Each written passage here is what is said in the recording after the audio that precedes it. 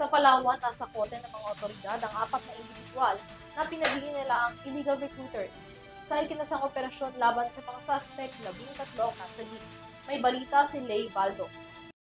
Nalang illegal recruiters at human traffickers ang naaresto ng mga otoridad dahil sa pag-aalok ng pekeng trabaho bilang customer service representatives at spammers sa Southeast Asia. Kinilala ang mga sospek na sina Rahib Ibrahim Dedik, Romard Amalia Francisco, Ramel Aligno Acujedo at Feraida Rosario na mula sa Palawan.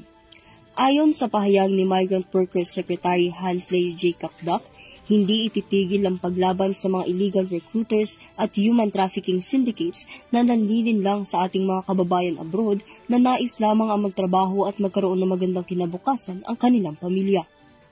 Dagdag pa nito na patuloy ang operasyon upang masupil, maaresto at maipasara ang kanilang mga maling gawain.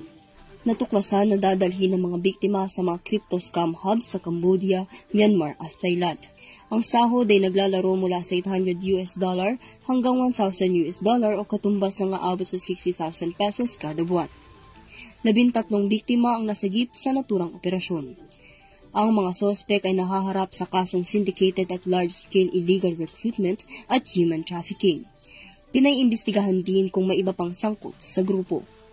Nananawagan naman ang Migrant Workers Protection Bureau sa iba pang biktima na makipag-ugnayan sa kanilang Facebook page para sa libreng legal na tulong. Pinaalalahanan ng DMW ang publiko na mag-apply lamang sa mga lisensyadong recruitment agencies at huwag basta-basta maniwala sa mga mapanlinlang na job offers.